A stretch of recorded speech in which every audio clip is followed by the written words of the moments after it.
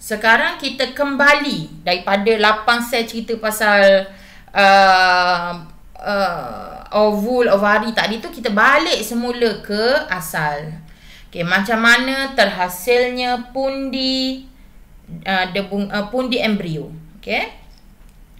Di dalam ovul tadi ada kan perkenalkan integumen duduk luar. Okey, integumen duduk luar.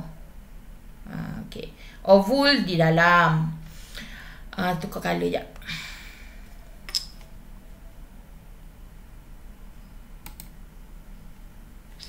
Okey, dia ada satu sel induk pundi embrio. Dia panggil. Ataupun sel, kenapa dia panggil megaspora. Sel induk megaspora. Okey, kedua-dua ni nama salah satu bersifat 2N ataupun diploid. Okey, sekarang ni dia ada satu je satu saja ni, satu sel saja. Kemudian sel induk megaspora ini membahagi secara meiosis. Okay, menghasilkan 4 sel megaspora yang haploid. Okay, ayat tu.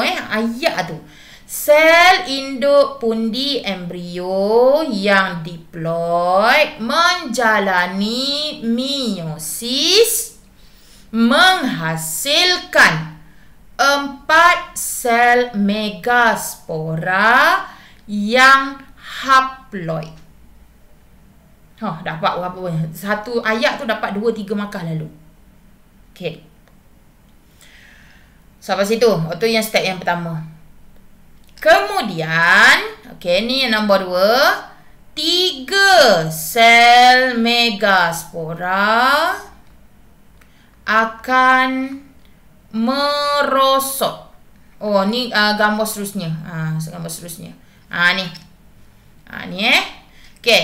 3 sel megaspora akan merosot. Merosot tu maksudnya tak ada dia rosak lah. Okey, rosak. Dan hanya satu sel megaspora yang akan berkembang.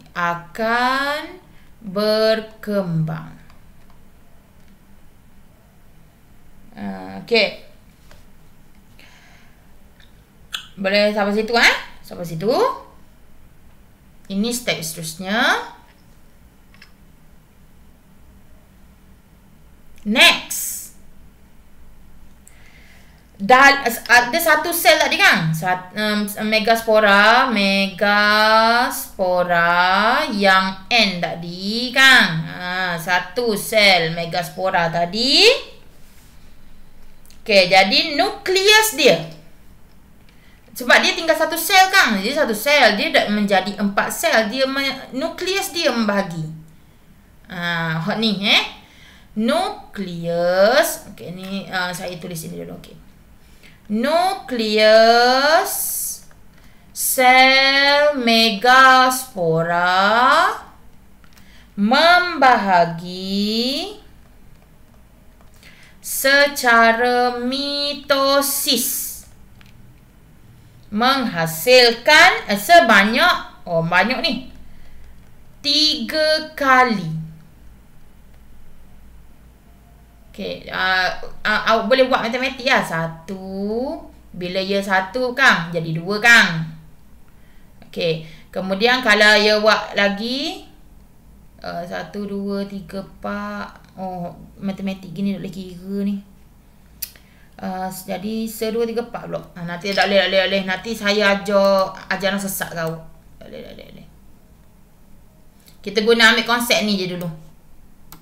Okey, nukleus sel megaspora membahagi secara mitosis sebanyak 3 kali menghasilkan 8 nukleus haploid. Ataupun N. Okey, tu. Jadi sekarang ni dia menjadi 8 nukleus. Nukleus. Jangan sekali-kali tulis 8 sel sebab dia hanya satu sel saja yang menjalani mitosis. Bukan satu sel, nukleus di dalam satu sel saja. Okey.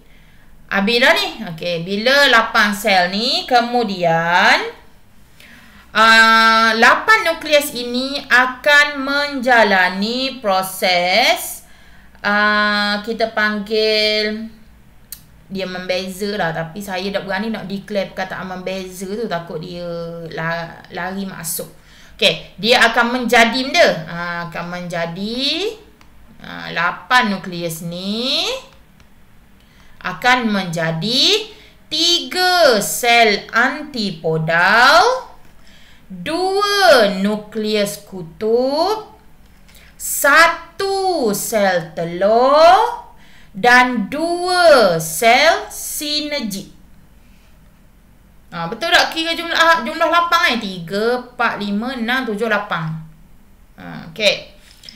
Kali lagi 8 nukleus sel megaspora menjadi 3 sel antipodal, 2 nukleus kutub, 1 sel telur dan 2 sel sinergi. Okey, berhenti situ dulu. Okey. Sel antipodal. Okey, tidak tahu fungsi dia. Tak tahu apa dia kena wujud 3 ketul situ. Kita tak tahu lagi. Saintis tak tahu lagi. Okey. Nukleus kutub. Sekejap saya tengok dulu. Okey, 3 lagi bergerak di hujung untuk 2 sel sinergi dan 1 sel telur. Okey. Jadi hanya yang ini, 1 sel telur ini yang akan disenyawakan. Akan disenyawakan oleh pundi pula dah. Debunga tadi. Akan disenyawakan oleh debunga. Hak ni je. 1 sel telur ini sahaja.